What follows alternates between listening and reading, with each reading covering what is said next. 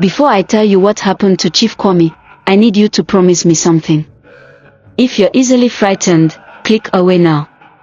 Because what the ancestors did to him, it's the kind of justice that will haunt your dreams. And if you think the spirits don't watch over orphans, you're about to learn why you're dead wrong. 3 years ago, the richest chief in the Ashanti region disappeared without a trace. The police found nobody, no evidence, nothing. But the villagers, they know exactly what happened. And today, for the first time, I'm going to tell you the real story. But first, if stories like this give you chills, hit that subscribe button and ring the notification bell. Trust me, you don't want to miss what's coming.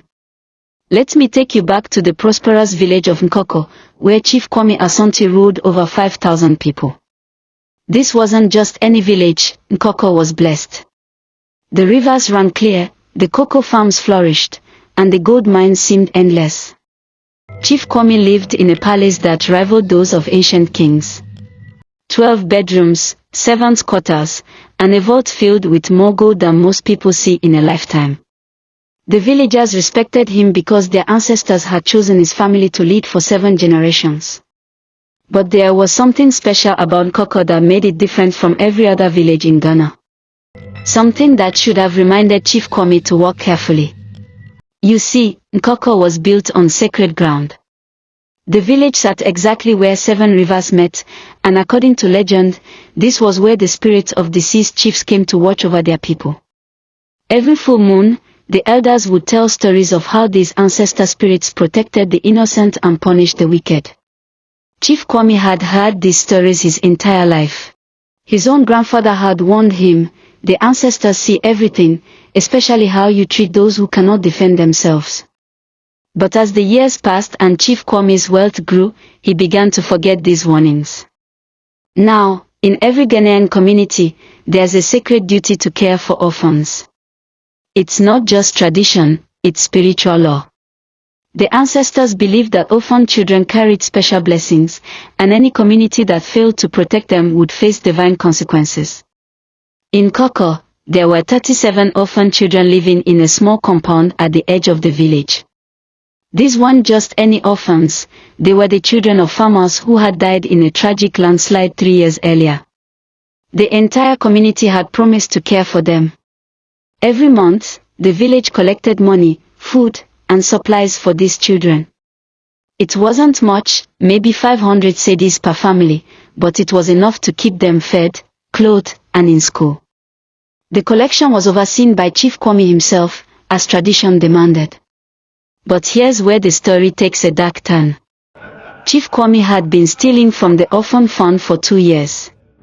Not just skimming a little off the top, I'm talking about taking 80% of everything collected. Money meant for school fees, food, medicine, clothes, all of it went into Chief Kwame's personal vault. The orphans began to suffer. Their clothes turned to rags. They went to bed hungry.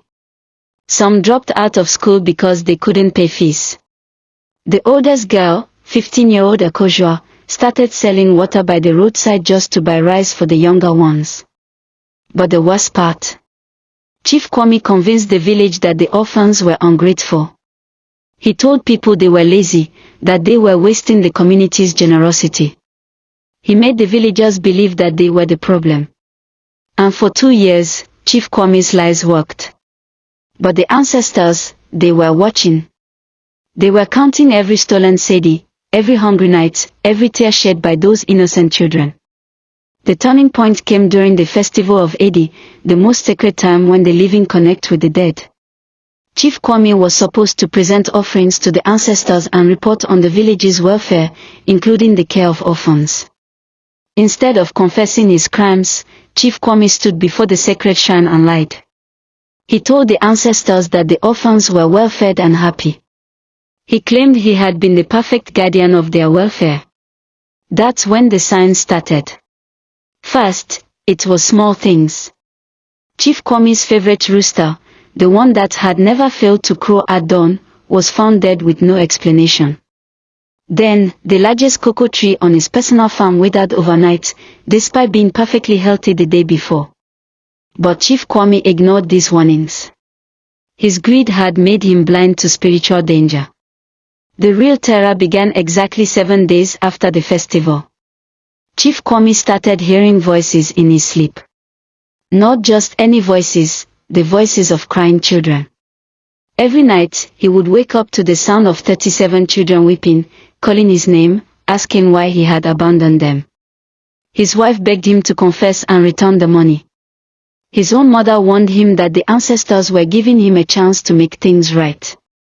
But Chief Kwame's pride was stronger than his fear. He convinced himself it was just guilt playing tricks on his mind. He had no idea what was coming next. 3 weeks after the voices started, something happened that terrified the entire village. Chief Kwame was holding court, settling a dispute between 2 farmers, when suddenly he started speaking in a voice that wasn't his own. A deep, ancient voice that seemed to come from the earth itself. The voice said, "Kwame Asante, son of Kofi, grandson of Nanayo, you have broken the most sacred trust. You have stolen from those the ancestors protect most. Your judgment begins now." Chief Kwame collapsed, and when he woke up, he couldn't remember what had happened. But everyone else heard it. Everyone else knew the ancestors had spoken. That night, Chief Kwame's vault, the one filled with stolen money, was found completely empty. Not broken into, not forced open. Simply empty. The money had vanished as if it had never existed.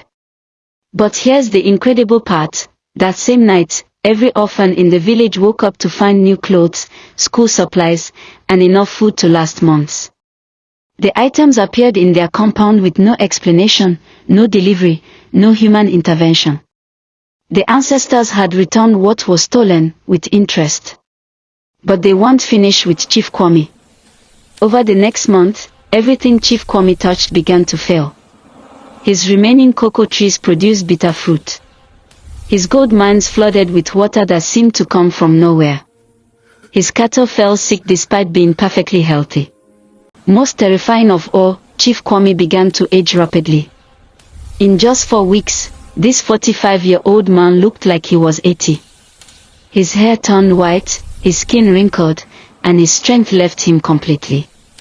The village elders recognized what was happening. It was Umuabon, the ancestors' ultimate punishment for crimes against the innocent. Chief Kwame's final night in the village is a story that still makes people shiver. But what happened that night, what the villagers heard, and where Chief Kwame vanished to? That's a story so terrifying, so unbelievable, that it deserves to be told properly. If you want to know what the ancestors did to Chief Kwame on his final night, if you want to hear about the supernatural events that no one in the village will ever forget, then you need to watch part 2. Hit that subscribe button right now and turn on notifications, because part 2 drops soon, and trust me, you do not want to miss what happens next. The real terror, the real justice, that's all coming in part 2. Drop a comment below. Do you think Chief Kwame deserved what's coming to him? And have you ever witnessed something you couldn't explain? Part 2 is going to shake you to your core.